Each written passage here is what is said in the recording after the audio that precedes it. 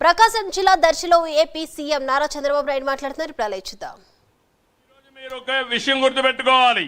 నేను ముందే చెప్పాను, ప్రపంచమంతా పరిస్థితులు మారుతూ ఉంటాయి, రాజకీయ పరిస్థితులు మారుతాయి.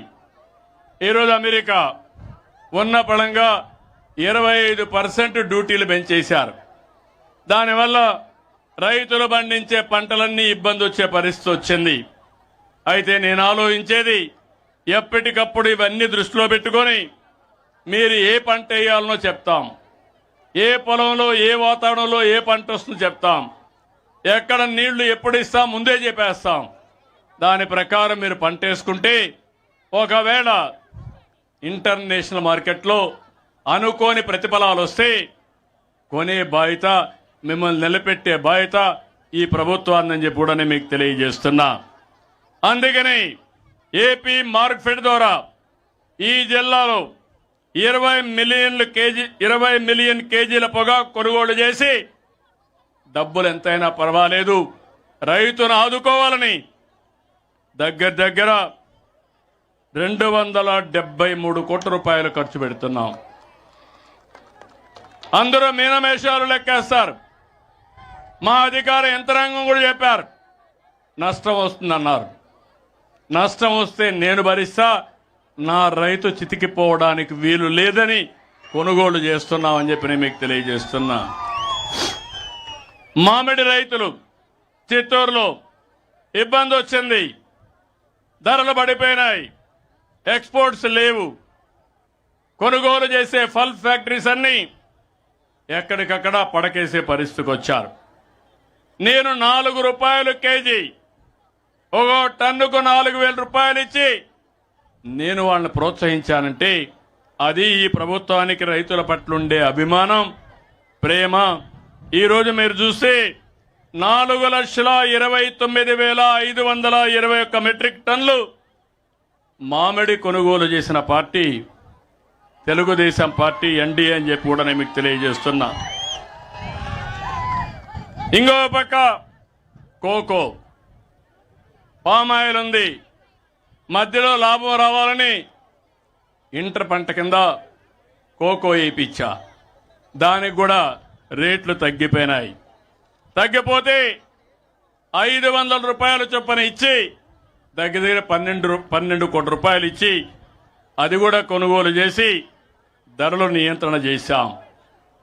ఎక్కడైతే మిరప దెబ్బతింటే అనునిత్యం మానిటర్ చేసి ధరల్ని స్థిరీకరించాం. ఇంకో పక్క రబీలో 8,282 కోట్లతో 6 లక్షల మంది రైతుల నుంచి 36 లక్షల మెట్రిక్ టన్నులు ధాన్యాన్ని కొన్నాం. ఖరీఫ్ రబీలో 4,575 కోట్లతో 20 లక్షల మెట్రిక్ టన్నుల ధాన్యాన్ని 2 లక్షల రైతుల నుంచి కొన్నాం. ఇంత మునుపంతా కూడా అప్పు పెట్టి వెళ్ళిపోయేవారు. గడిచిన ప్రభుత్వం పెట్టిన అప్పుని 1,700 కోట్లు వచ్చిన వెంటనే తీర్చాను. ఇప్పుడు నేను ఒకటి హామీ ఇస్తున్నా, ధాన్యం కొనుగోలు చేసిన తర్వాత 48 గంటల్లో మీ అకౌంట్లో డబ్బులు వేసే బాధ్యత మాది. ఎవరికి ఇబ్బంది రాదు. ఇప్పుడు అడుగుతున్నా, ఏ ప్రభుత్వం ప్రజాప్రభుత్వం అని మిమ్మల్ని అడుగుతున్నా, ఏ ప్రభుత్వం వల్ల మీకు లాభం వస్తుందని మిమ్మల్ని అడుగుతున్నా.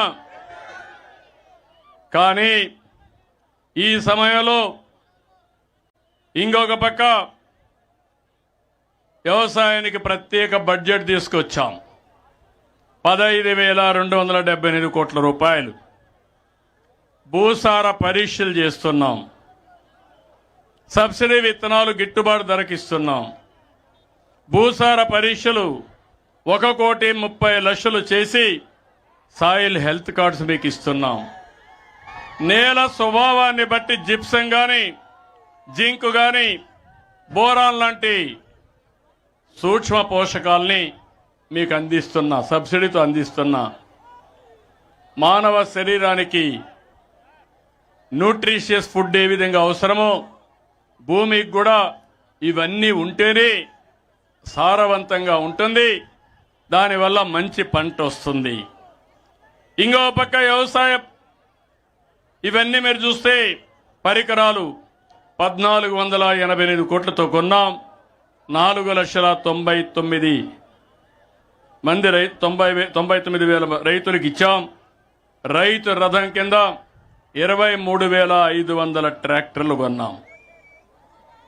నేను ఇప్పుడు మిమ్మల్ని అందరినీ కోరుతున్నా, అన్ని ఇరిగేషన్ ప్రాజెక్టులో ఈసారి మేము చేసింది మీరు చూస్తే మనకు వర్షాలు పడలేదు, పైన వర్షాలు పడ్డాయి.